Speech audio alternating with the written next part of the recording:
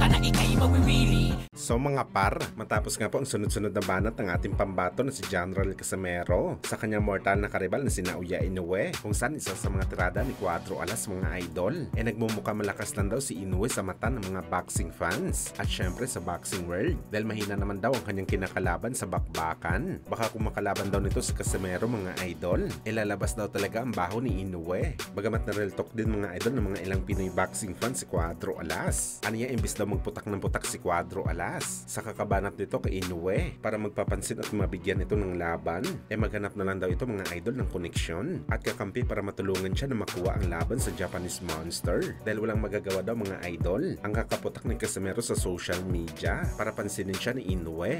Kung saan mga idol, dito na nga pumasok ang senaryo na magsanib puwersa daw ulit si Casimero sa dating promoter nito na si Sean Gibbons dahil kung meron man daw tao na makakatulong sa kanya na maikasa ang laban nito kay Inoue, walang iba na yun mga idol kundi si Manny Pacquiao at Sean Gibbons. Well, isa tayo mga idol sa mga naniniwala sa bagay na to. Tested and proven na kasi mga idol ang power ni Gibbons sa mga ganitong senaryo. Marami na siyang nareto na laban sa Japanese Monster. Una nga si Michael Dasmariñas, pangalawa si Marlon Tapales, Teji Doheny at Luis Neri. Sila ang mga boxer mga idol na tinulungan talaga ni Gibbons para makasayaw si Inoue sa ibabaw ng lona. At para sa atin, easy work lang para kay Sean Gibbons na maikasang laban ni Casimero kay Inoue. Ito nga dahil merong husay at resume si Cuadro Alas na talagang hindi kayang tanggihan ng kampo ni Inoue. At palagay natin mga idol, kapag nilabanan ni Inoue si Alas, siya na siguro ang pangalawa sa pinakamalaking isda na kinalaban ni Inoue. Kasabay nito ang ating Filipino Flash Nonito Donaire Jr. sa rason na 3 division champion itong si Casimero at merong disente na kinalaban at tinalo sa bakbakan. Pero gayon pa man mga idol, nasa desisyon na lang ito ng Team Casimero kung kaya pa nila makipag-tie up kay Sean Gibbons. Respetuhin na lang natin mga idol ang kanilang maging pasya sa bagay na to. May mga bagay kasi mga idol na palagay natin tama, pero pagdating sa Casimero Brothers, mali pa rin ang pagsanib puwersa kay Gibbons. Pero isa lang talagang sinisiguro natin mga idol,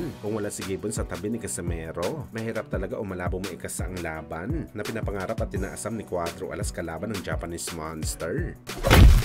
Sa kabilang banda naman mga idol, ama ni Ryan Garcia na si Henry Garcia, na-reveal nito mga idol na kasado na daw ang muling pagbabalik ni Ryan Garcia sa pro boxing sa buwan ng April 2025 sakali matapos daw ang ban nito sa pagpositibo nito sa Fed sa naging laban niya kay Devin Haney, kung saan mga idol, ang laban niya kontra sa WBO 140-pound champion na si Teofimo Lopez Jr., ang frontliner sa makakalaban ni Bagito. Pero may isang laban pa daw na kinukonsidera ang kampo ni Garcia na siya daw talaga ang gugulat sa boxing world. Dagdag pa dito mga idol, kinumpirma na rin ni Henry Garcia na tuloy talagang exhibition fight ni Ryan Garcia sa Dubai kalaban si Jaber Sayani. Ito daw mga idol ang magsisilbing tune-up fight ni Bagito bago sumabak sa big fight sa April. Well, isang magandang sagupaan mga idol ang bakbakan ni Teofimo at Ryan Garcia. Labanan nito ng mga power punchers sa bakbakan. Sigurado tayo mga idol na isa sa kanila ang gagapang sa ibabaw ng lona. At sa tanong naman kay Henry Garcia mga idol, kung willing pa ba sila sa rematch kay Devin Haney,